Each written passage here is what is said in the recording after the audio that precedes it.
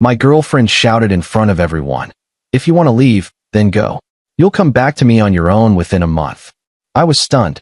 I'm 26, a software developer, and until 3 weeks ago, I thought I had my life figured out. I'd been dating Lena for 2 years, living in Portland, working remotely for a decent company. Everything seemed stable, comfortable, safe. Then I got the offer. It came in March, completely out of nowhere. A startup in Austin wanted me as their lead developer. The salary was almost double what I was making. Equity options. The kind of opportunity that changes trajectories. I was excited when I first saw the email, already mentally drafting my acceptance. Then I told Lena. Austin. She'd looked up from her phone, her face twisting. That's like, what, 2,000 miles away? Roughly 1,800, but yeah. And you're seriously considering it? I tried explaining the opportunity, the growth potential, how it could set us up for the future. She listened with her arms crossed, jaw tight, and when I finished, she said, "So you're just going to abandon me for money?" That stung. I told her it wasn't about abandoning anyone. We could do long distance. I'd fly back every month. Video calls every night. She shook her head like I was naive. Long distance never works. You know that. Plenty of couples make it work. Name one. One couple we know who did long distance and stayed together. I couldn't immediately, which she took as victory. She launched into all the reasons why it was a bad idea. The loneliness. The inevitable growing apart. The temptation. How I'd resent her for not moving with me, or she'd resent me for leaving. By the time she finished, my excitement had curdled into guilt. Over the next few weeks, every time I brought it up, she found new reasons why it was a terrible idea. Austin was too hot. The startup would probably fail. I'd be miserable. What about our life here? What about her job, her friends, her family? What about the apartment we'd just renewed the lease on? You're always chasing the next thing, she said one night while we were cooking dinner. When is enough actually enough for you? I'd stopped stirring the pasta sauce. That's not fair. This isn't about chasing anything. It's about growth. Growth. She said it like it was a dirty word. You're growing just fine here. You got a raise last year. You like your team. Why isn't that enough? Because I want more than fine. She'd gone quiet then, and I realized how that sounded. I tried to clarify, but she waved me off, said she had a headache, and went to bed early. The Austin team kept emailing, extending their deadline, clearly wanting me badly. I kept stalling. Every conversation with Lena ended the same way, with me feeling selfish and her feeling abandoned. I started having trouble sleeping. I'd lie awake wondering if I was making a huge mistake, throwing away something real for something uncertain. By late April, my brother called to check in. He's 5 years older, married, works in finance. You sound miserable, he said. I'm fine. You're not. What's going on? I told him about the offer, about Lena's reaction, about feeling stuck. He listened without interrupting, which I appreciated. Do you want to go? He finally asked. I think so. Yeah. Then go. It's not that simple. It is, actually. You're making it complicated because you feel guilty. But here's the thing. If Lena really loved you, she'd want what's best for your career. She'd figure out how to make it work, or at least support your decision even if it was hard. Instead, she's making you feel bad for wanting to advance. That's manipulation. She's scared of losing me. Then she should be trying to keep you, not control you. That conversation stuck with me, but not enough to change my mind. By May, I'd convinced myself to stay. I drafted an email declining the offer. Lena seemed relieved when I told her. She kissed me, said she knew I'd make the right choice, that we were stronger together. I sent the rejection email that night. Felt sick doing it, but told myself it was the mature decision. 3 days later, we went to her friend Bethany's birthday party at some bar downtown. The place was packed, music loud, people everywhere. Lena had been drinking since we arrived, starting with a cocktail, then another, then shots with Bethany. I was nursing a beer, talking to various people, keeping an eye on her. By 10, I noticed her mood shifting. She got quieter, more withdrawn, responding to me in clipped sentences. When I asked if she was okay, she said she was fine, but her tone suggested otherwise. Around 11, I was talking to Bethany's boyfriend Kyle about hiking trails when Lena appeared next to me, her face flushed. Can we go? She asked. We just got here a couple hours ago. Are you feeling all right? I'm just tired. Can we please go? I glanced at Bethany, who was watching us with concern. Kyle excused himself awkwardly. Is everything okay? I'm fine, Lena snapped. I just want to leave. Okay, let me just say goodbye to. No, forget it. I want to stay now. I blinked. What? I said forget it. I'm fine. Go back to your conversation. The contradiction caught me off guard. Lena, seriously, what's going on? Nothing. I'm fine. Why do you keep asking if I'm fine? Because you're acting strange. She laughed, but it sounded bitter. I'm acting strange. That's rich. I had no idea what she meant. Over the next 30 minutes, she barely spoke to me. She stood with Bethany and a few other friends, drinking, laughing too loud at things that weren't that funny. When I tried joining their circle, the conversation would die down, and Lena would give me this look, like I was intruding. Then I overheard her talking to Bethany near the bar. He almost left me for some job, Lena was saying, loud enough that people nearby could hear. Can you believe that? Like I'm not worth staying for. My stomach dropped. I walked over. Lena, that's not fair. She turned to me, eyes slightly unfocused. What's not fair? It's true, isn't it? I turned down the job. I'm here. Yeah, after I had to convince you. Like it was even a question. People were starting to stare. A guy I didn't know was watching us with obvious interest. Bethany touched Lena's arm gently. Hey, maybe this isn't the place. No, he needs to hear this. Lena's voice was rising. You think you're so special because you got some fancy offer? You think you're too good for this, for us, for me. I felt my face heating up. This was humiliating. I never said that. I stayed because I love you. You stayed because you had no choice. Because you knew you'd screw everything up without me. The words hit like a slap. Around us, conversations had stopped. People were openly watching now, some with their phones out like they might record this. I tried to keep my voice steady. Can we talk about this at home? Why? So you can run away again? She laughed, but it sounded cruel. You're always halfway out the door. Always looking for something better. That's not true, isn't it? Be honest for once. You wish you'd taken that job. You resent me for making you stay. I don't resent you. I chose to stay. Because I had to beg you.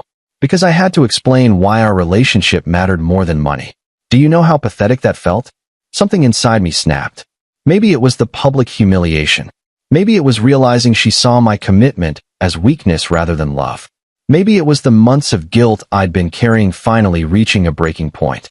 I took a breath. I think I should go. Her expression changed instantly. Not softer, harder, triumphant almost. She stepped closer, and when she spoke, her voice carried across the entire section of the bar. If you want to leave, then go. You'll come back to me on your own within a month. The words hung in the air. Total silence now. Even the music seemed quieter. People were staring. Bethany's eyes were wide with shock. Carl had his hand over his mouth. I felt frozen, stunned by the certainty in her voice, the casual cruelty of saying it in front of everyone she knew. She smiled slightly, like she'd just won something. I didn't respond. I just turned and walked toward the exit. My legs felt mechanical. Behind me, I heard Bethany say something sharp to Lena, but I didn't catch it. Someone else said, "Dude, that was harsh." The night air hit my face as I pushed through the door, and I kept walking, pulling out my phone to call a ride. My hands were shaking so badly it took 3 tries to open the app. When I got home, I sat in the dark living room for a long time. My hands were still shaking. I kept replaying her words. You'll come back to me on your own within a month. Like I was predictable. Like I was hers to command. Like she'd tested me and knew exactly how far I'd been before I broke. Except she'd miscalculated. I opened my laptop and found the email thread with the Austin startup. Their last message was from 3 weeks ago. Offer stands if you change your mind.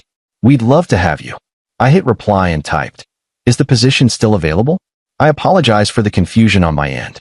If you're still interested, I'm ready to commit. I sent it at 1 in the morning, not expecting a response until Monday at the earliest. The reply came at 9 the next morning. Absolutely. We're thrilled. Can you start in 2 weeks? I wrote back, yes. Just like that, my life changed direction. I didn't call Lena. I didn't text. I spent Saturday looking at apartments in Austin, packing my essentials, making arrangements. By Sunday evening, I'd given notice at my current job, contacted my landlord about breaking the lease, and booked a one-way flight for Friday. On Monday, my phone started ringing. Lena. I let it go to voicemail. She called again 20 minutes later. Then again. Then texts started coming through. We need to talk. Please answer. I'm sorry about Saturday. I was drunk. You're being childish. I didn't respond to any of them. By Tuesday, the messages were getting more frantic. I know you're seeing these. At least have the guts to talk to me. Fine. Be that way. Wednesday morning, she showed up at my apartment. I was in the middle of packing boxes, wrapping dishes in newspaper, when I heard the aggressive knocking. I know you're in there, she called through the door. Your car's outside. Open up. I opened it. She looked exhausted, eyes red-rimmed, hair pulled back messily. For a split second, I almost felt sorry for her. You've been ignoring me, she said. I've been busy. Busy with what? Then she saw the boxes behind me, the half-empty bookshelf, the rolled-up rug. Her face went pale. What is this? I'm moving. Moving where? Austin. She stepped back like I'd physically pushed her. You're joking. I accepted the job. I leave Friday.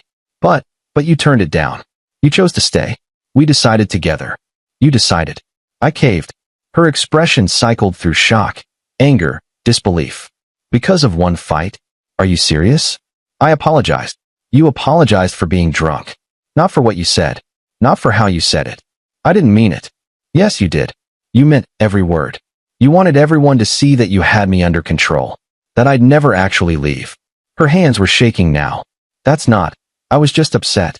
You kept bringing up that stupid job for months. Like this wasn't enough for you. Like I wasn't enough. So you made me feel guilty for wanting to advance my career. You made me feel selfish for having ambition. I made you see reason. That job could have destroyed us. No, I said quietly.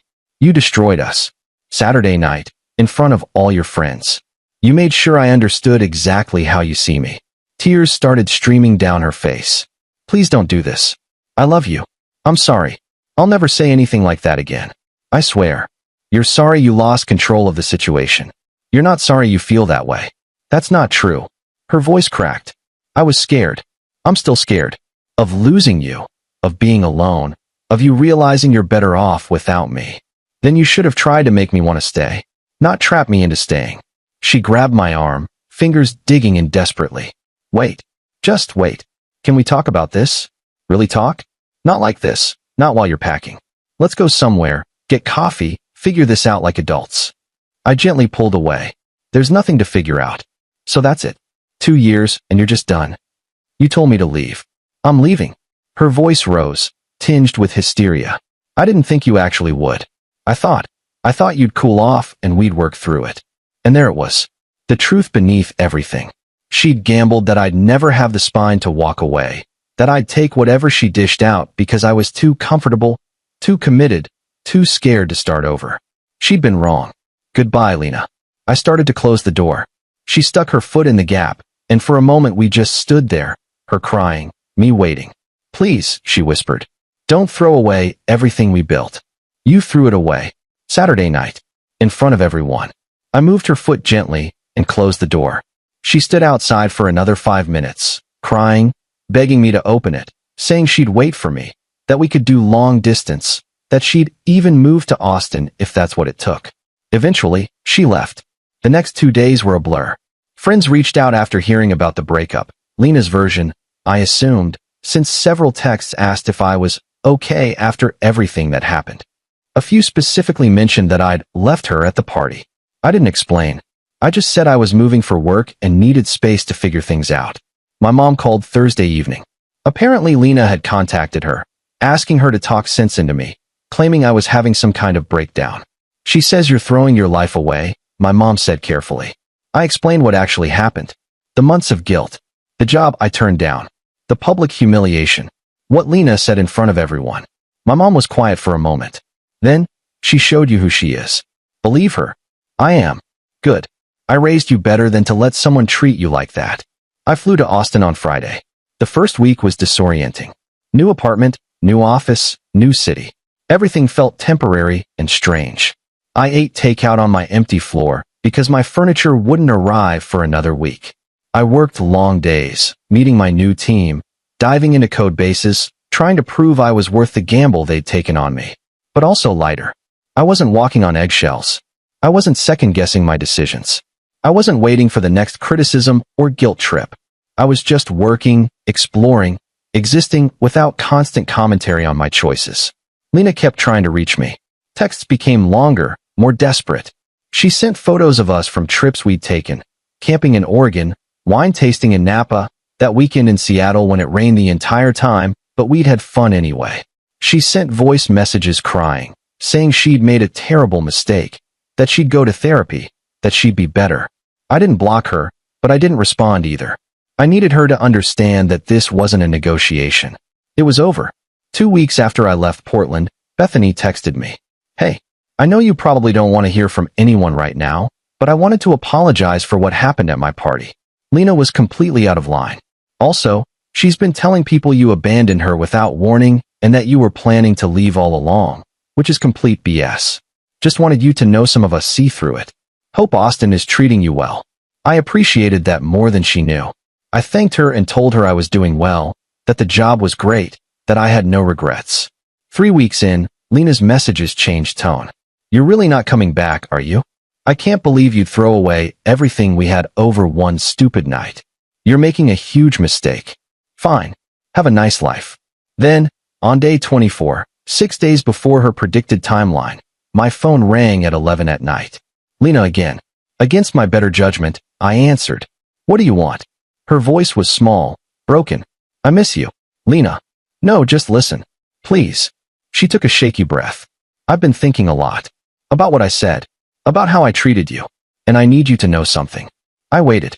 I was scared, she said. Terrified, actually. Scared that if you left, you'd realize you didn't need me. That you'd find something better. Someone better. So I tried to make you stay by making you think you couldn't survive without me.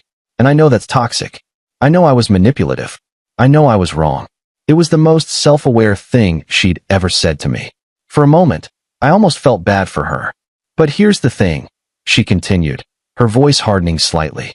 You proved me right. You did leave. You did choose something else over me. So maybe I was scared for a reason. And just like that, the sympathy evaporated. I chose myself, I said. That's not the same thing. It feels the same from here. Then you're not paying attention. I gave up that job for you. I was willing to stay, to build a life together. But you couldn't just be grateful or supportive. You had to make me feel small for even considering it. You had to humiliate me in public to prove you were in control. That's why I left. Not because I chose something over you, but because you made it impossible to choose you without losing myself. Silence on the other end. I'm sorry, she whispered. I know, but sorry doesn't fix it. So what now? Now you move on. And I do the same. Just like that. Just like that. She made a sound that might have been a laugh or a sob. You really won't come back. No.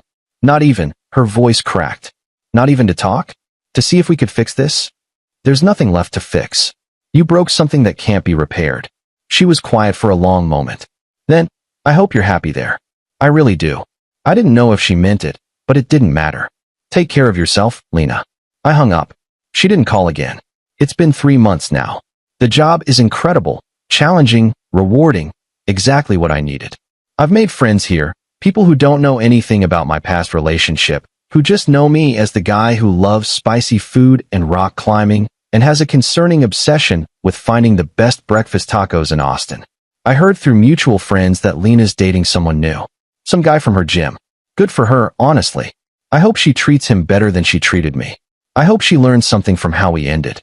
Sometimes I wonder what would have happened if I'd stayed. If I'd swallowed my pride, accepted her apology, tried to make it work. Would she have changed? Would I have been happy? Would we have made it another year, 2 years, 5, before the resentment finally consumed everything? But then I remember standing in that bar, surrounded by strangers watching our relationship implode, and I remember her face when she told me I'd come crawling back.